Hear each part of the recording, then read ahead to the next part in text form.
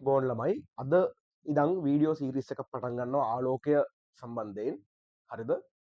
අපි මුලින් පටන් ගන්න වර්තනය කියන කොටසෙන්. මේකේ කොටස් කිහිපයක් තියෙනවා. මේ වර්තනය, ප්‍රිස්ම, හරි, ඊට පස්සේ කාච, මිනිස් ඇස ප්‍රකාශ උපකරණ විදියට. මගේ පන්ති යන ළමයිනුත් පන්ති යන ළමයින් කියන දෙවර්ගයම මේක බලන නිසා මම මේකේ මූලිකව ගණන් හදන්න ફોකස් කරන්නේ පේසුරු වලින්. හරිද? ගණන් හදන්න ફોකස් කරන්නේ පේසුරු වලින්. මම වගකීමෙන් කියනවා පේසුරු පොතේ තියෙන සියලුම ගණන් ටික, ඒ කියන්නේ MCQ සහ පාස් පේපර්ස් ටික කරන්න පුළුවන් මට්ටමට මේ පාඩම ඉවර කරනවා කියන එක. රයිට්? හරි. ලියා ගන්න මාතෘකාව වර්තනය. වර්තනය නෙමෙයි ආලෝකය. හරිද? ලියා ගන්න මාතෘකාව ආලෝකය. හරි. දැන් මට මුලින්ම කියන්න ආලෝකය කියන්නේ මොනවද? ආලෝකය කියන්නේ මොනවද? හරි. ලෝකේ මෙහෙම තර්ක කිහිපයක් තිබ්බා. ආලෝකය කියන්නේ මේ විදිහට තරංගයක්. කිරණයක් විදිහට කියන්නේ කිරණයක්. මේ කිරණය අපි තර්ක කරනවා ආලෝකය කියන්නේ තරංගයක් කියලා. හරිද? ආලෝකය කියන්නේ තරංගයක්. කිරණයක් ස්වරූපයෙන් එනකොට අපි තර්ක කරනවා ආලෝකය කියන්නේ තරංගයක් කියලා. හරිද? ඊට තව ස්වරූපයක් ඉදිරිපත් වෙනවා තර්කයක්. හරිද? ආලෝකය කියන්නේ මේ විදිහට අංශු සැකස්මක් කියලා. දැන් උදාහරණයක් මම කියන්නද? ටෝච් එකක් ගැහුවොත් එහෙම මෙහෙම. හරිද?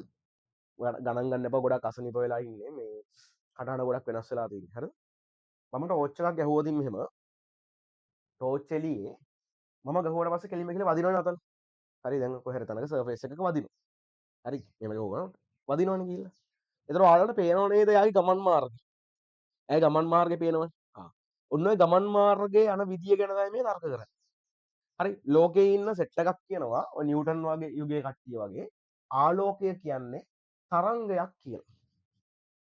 හරිද? ආලෝකය කියන්නේ තරංගයක් කියලා. ඕක ගොඩක් කතා කරන්නේ නිව්ටන් යුගයේ කට්ටිය තමයි කතා කරන්නේ. ආලෝකය කියන්නේ තරංගයක්. හරිද? වෙන්න පුළුවන් ඉතින් එහෙම ටෝච් එළිය ගහුවට පස්සේ කෙලින්ම ගිහිල්ලා ඔහොම ගිහිල්ලා වදින්න පුළුවන්. අර නැමීම් අපිට පේන්නේ නැහැ. මොකද ඒක අතිශය කුඩා නිසා. හැබැයි අපිට පේන්නේ කෙලින් ඉරක් වගේ. හැබැයි වේව් එකක් විදියට ගිහිල්ලා වදින්න පුළුවන්. හරිද? ඊට පස්සේ ඔක නූතන යුගයට එද්දී ඇල්බර්ට් අයින්ස්ටයින්ලාගේ යුගයට වගේ එද්දී එයාලා කියනවා ආලෝකය කියන්නේ පොඩි පොඩි අංශු ගොඩක එකතුවක් කියලා. එහෙම වෙන්නත් පුළුවන්. එක උදාහරණයක් හිතන්න. මම වේගෙන් වෙඩි තියනවා. හරිද? මම වේගෙන් වෙඩි තියාගෙන යද්දී ඔයාලට ඒ වෙඩි උණ්ඩ ටික පේන්නේ ඉරක් වගේ නෙමෙයිද? එක තැනකට ඒකාකාරව වෙඩි තියනවා නම් හරිද? මට පේන්නේ ඒක ඉරක් වගේ නෙමෙයිද? ඔව්, මට පේන්නේ ඒක ඉරක් වගේ. එහෙනම් එතනින් සෙට් වෙන මූලිකම සංකල්පය තමයි හරිද? මූලික සංකල්පය තමයි හරිද? ආලෝකයේ අංශු විදිහට තියෙන්න පුළුවන්. එහෙනම් ආලෝකයට තරංගමය ලක්ෂණක් තියෙනවා, සමහරක් වෙලාවට අංශුමය ලක්ෂණක් තියෙනවා. දැන් ඉස්සරහට හිටපු කට්ටිය ආලෝකයේ තරංගයක් කියලා කිව්වේ නිකන් ආලෝකය ඔහොම ගියා කියලා විතරක් නෙමෙයි. හරිද? ආලෝකය ඔහොම යද්දි තරංගයක් වෙන්න පුළුවන්. හැබැයි ඒක තව ක්‍රමයක් තියෙනවා. මොකක්ද තමයි? එයා තරංගයකට අදාළව කරන දේවල් වල හැසිරෙනවා. يعني වෙන තරංගයක් කරන දේවල් මෙයත් කරනවා. හරිද? ඊට පස්සේ නූතන යුගයේ කට්ටිය දැක්කා. يعني මෑත කාලේම කට්ටිය දැක්ක නූතන යුගයේ මේ ටිකක් පරණයි ඉතින් ඒත් හරිද? කට්ටිය දැක්කා අංශු සමූහයක් කරන දේත් ආලෝකය කරනවා. ඒ සමහර වෙලාවට හැසිරීම අංශු වල හැසිරීම ආලෝකයට තියෙනවා. අපි ඒක නිසා ආලෝකයට කියනවා තරංගමය ලක්ෂණ සහ අංශුමය ලක්ෂණ කියන දෙකම තියෙනවා කියලා. පැහැදිලිද කියන්නේ? ආලෝකයට තරංගමය ලක්ෂණ සහ අංශුමය ලක්ෂණ කියන දෙකම තියෙනවා කියලා අපි කියනවා. හරිද? හැබැයි අපි A level කාලය තුලදී ගොඩක් ස්ටඩි කරන්නේ ආලෝකයේ තිබ්බ තරංගමය ලක්ෂණ ටික. හරිද? ආලෝකයේ තිබ්බ තරංගමය ලක්ෂණ ටික තමයි වැඩිපුර ස්ටඩි කරන්නේ. අංශුමය ලක්ෂණ ටික ස්ටඩි කරන්න ඕන නම් ඔයා හරිද? ගොඩක් වෙලාවලට මේ කැම්පස් ගිහිල්ලා එක කරන්න ඕන. හරි, අන්තිම පාඩමේදී තියෙනවා. හරි, අන්තිම පාඩමේ සාමාන්‍ය පොඩ්ඩක් තියෙනවා. මේ අන්තිමටම සිලබස් එක. හැබැයි අර හොඳට ස්ටඩි කරන්න ඕන නම් ඔයා අනිවාර්යෙන් කැම්පස් ගිහිල්ලා තමයි ආලෝකයේ අංශුමය දේවල් ගැන ඉගෙන ගන්න වෙන්නේ. රයිට්? හරි. ලියා ගන්න. ආලෝකය තරංගමය ලක්ෂණ හා අංශුමය ලක්ෂණ යන දෙකම පවත්වා ගනි. ආලෝකය තරංගමය ලක්ෂණ හා අංශුමය ලක්ෂණ යන දෙකම පවත්වා ගනි. ආලෝකය තරංගමය ලක්ෂණ හා අංශුමය ලක්ෂණ යන දෙකම පවත්වා ගනි.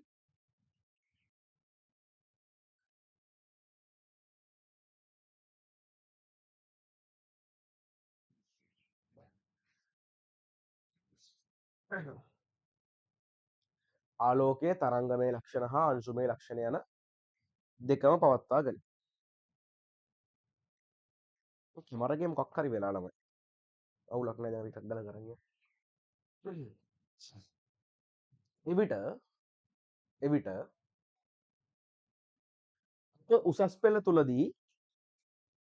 උසස් පෙළ තුලදී මූලිකව හදාරන්නේ එවිට අප උසස් පෙළ තුලදී මූලිකව හදාරන්නේ ආලෝකයේ පවතින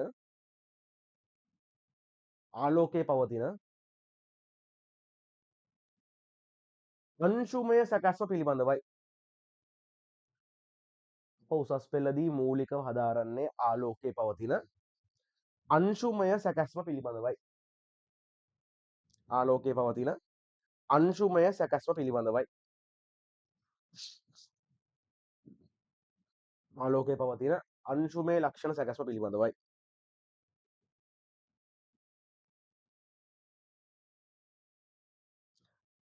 රුලක් කරලා ලියන්න.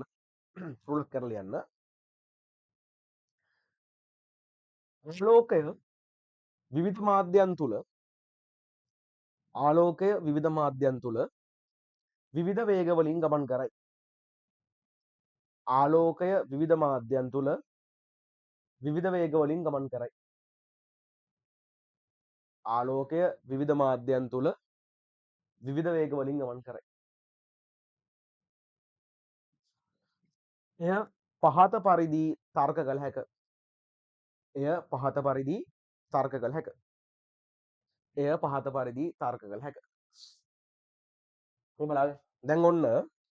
දැන් ඔන්න හරිද? අපේ ගාව තියෙනවා මම ඊට කලින් කියන ඕගොල්ලෝ O level කාලේ කරපු දෙයක්. හරිද?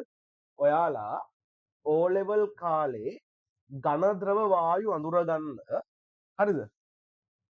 මේ වගේ කුටීර ඇඳලා හිතන්න මේක වායුවක් කියලා. මේක වායුවක් නම් ඔයාලා අර පොඩි පොඩි බෝල ඇලවුවද මේ? ඩොට් ඇඳ වෙන්න පුළුවන්. අපි නම් පොඩි කාලේ කරලා පංචරකෙන් විදපු කොළ අරගෙන හරිද? පංචරකෙන් විදපු කොළ අරගෙන එහෙම අලෝපයක තමයි වායුව කොහොමනේ තියෙන්නේ? හරි? පංචරකෙන් විදපු කොළ අරගෙන තමයි පැලුවේ ඔක. හරිද? ඊළඟට ද්‍රවයක් වුණොත් මොකද වෙන්නේ? ද්‍රවයක් න හරි? ද්‍රවයක් නම් සාමාන්‍යයෙන් අර වායුව වල අලවන කොළ ප්‍රමාණයට වඩා වැඩි කොළ ප්‍රමාණයක් අපි ඔම අලවනවා. හරි ඒ කියන්නේ නිකන් හරියට කිව්වොත් අර වායුවකට වඩා ද්‍රවයක පවතින අංශු සැකැස්ම අංශු ප්‍රමාණය වැඩි. හරි වායුවකට වඩා ද්‍රවයක පවතින අංශු ප්‍රමාණය වැඩි. හරි ද්‍රවයක ඉඳගෙන අපි ගියොත් ඝනයකට මොකද වෙන්නේ? සාමාන්‍යයෙන් ද්‍රවයකට වඩා ඝනයක අංශු ප්‍රමාණය වැඩි. හරිද? ඕක පොඩි කාලේ ඉඳන් ඔයාලට ඇති අඳින්න. අපි නම් කරේ ඕක අර පංච් කරපු බෝල අරගෙන ඔබ එක කරේ. හරිද? මේ ඝනය. හරිද? ඝනයක් කිව්වොත් අර මෙහෙම තමයි අංශු තියෙන්නේ. හරිද? ඕක ඔයාලා කරලා ඇති. නිකන් ඇඳලා හරි ඇති සටහන. බෝල ඇලවුම කෙසේ වෙතත් ඇඳලා හරි ඇති. හරිද? මේ සැකස්ම අනිවාර්යෙන් ඔළුවේ තියෙන්නම ඕන. නැත්තම් මේ ආලෝකය කියන කතාව තේරුම් ගන්න බෑ. හරි. දැන් එහෙම හිතන්න. මම ඔයාට බයික් එකක් දෙනවා. හරිද? බයික් එකක් දෙනවා. හරිද? පාර යන්න කියලා. මම ඔයාලට බයික් එකක් දෙනවා පාර යන්න කියලා. හරිද?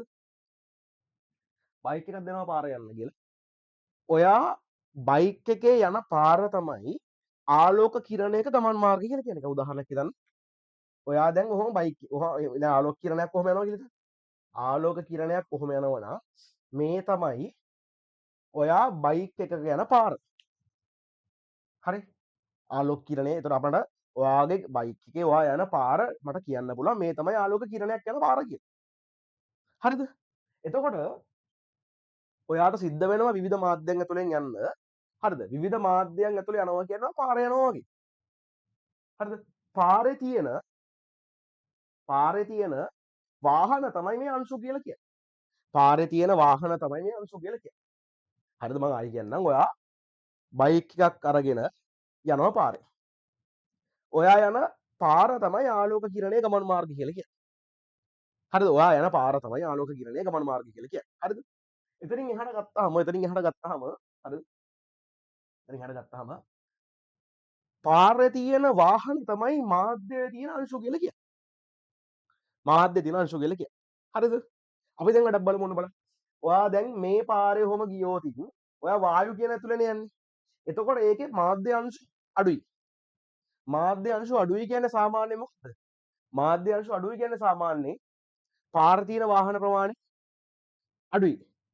පාරේ තියෙන වාහන ප්‍රමාණය අඩු වුණොත් ඔයා යන වේගය මොකක්ද?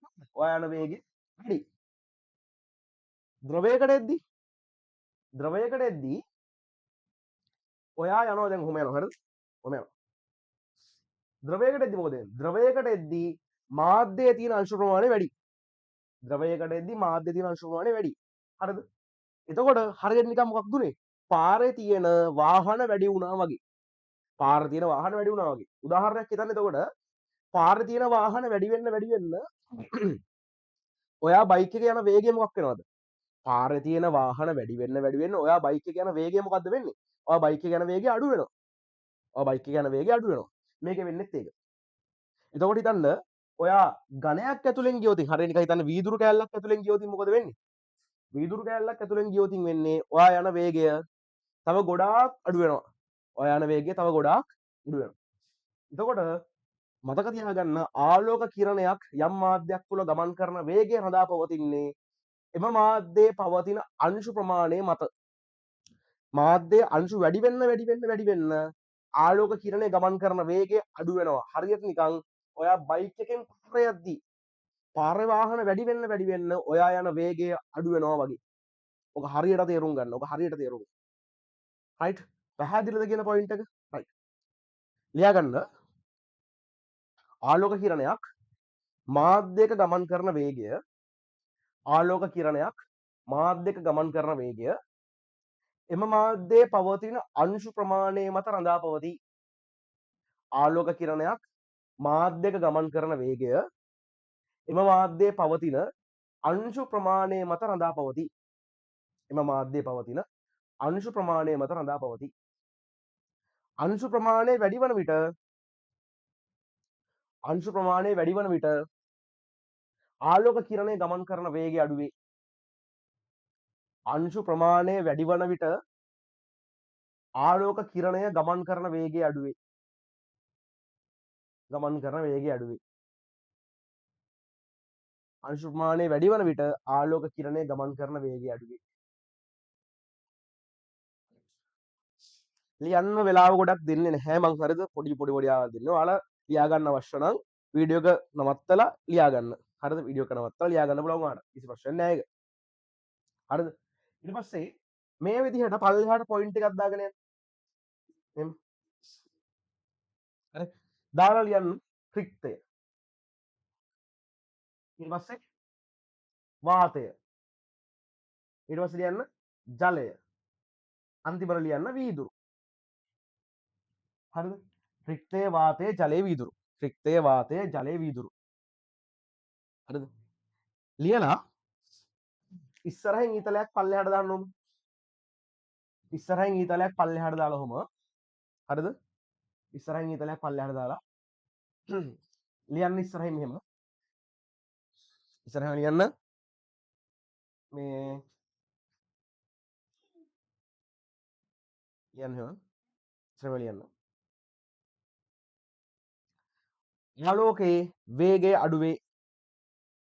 ආලෝකයේ වේගය අඩු වේ. ඉස්සරහින් ඊතලයක් දාලා ලියන්න. ආලෝකයේ වේගය අඩු වේ. ආලෝකයේ වේගය අඩු වේ. රයිට්? ආලෝකයේ වේගය අඩු වේ. මොකද? ත්‍රිත්වයට වඩා වාතයට එද්දී අංශු ගාන වැඩි. වාතයට වඩා ජලයට එද්දී අංශු ගාන වැඩි. ජලයට වඩා වීදුරු වලට එද්දී අංශු ගාන වැඩි. හරිද? එතකොට ආලෝක කිරණයක් ත්‍රිත්වය ඉඳන් වාතයට ගියොත් වේගය අඩු වෙනවා. වාතය ඉඳන් ජලයට ගියොත් ඊටත් වඩා වේගය අඩුයි. ජලය ඉඳන් වීදුරුවට ගියොත් ඊටත් වඩා වේගය අඩුයි. මොකද? මාධ්‍ය පවතින අංශු ප්‍රමාණය එන්න එන්න මොනවා වීමක්ද සිද්ධ වුනේ? මාධ්‍ය පවතින අංශු ප්‍රමාණය එන්න වැඩි වීමක් තමයි සිද්ධ වුනේ. පැහැදිලිද කියන්නේ? හරි. අපි ඊළඟට වර්තනය කියන සංකල්පය ගෙන ගන්න ඊළඟ වීඩියෝ එකේදී හම්බෙමු. හරි. මම ඊළඟ එකත් ටක් ගාලා දානවා විනාඩි 10 15ක් වගේ ඇතුළත. හරිද?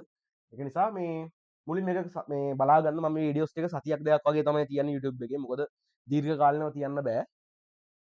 හරි. ඒ නිසා ටක් ගාලා ලියා ගන්න අවශ්‍ය කරන ටික. හරි. අපි ඊළඟ වීඩියෝ එකත් එක්ක හම්බෙමු. ඊළඟට තියෙන්නේ වර්තනය කියන කොටස. පැහැදිලිද කියන්නේ? රයිට්.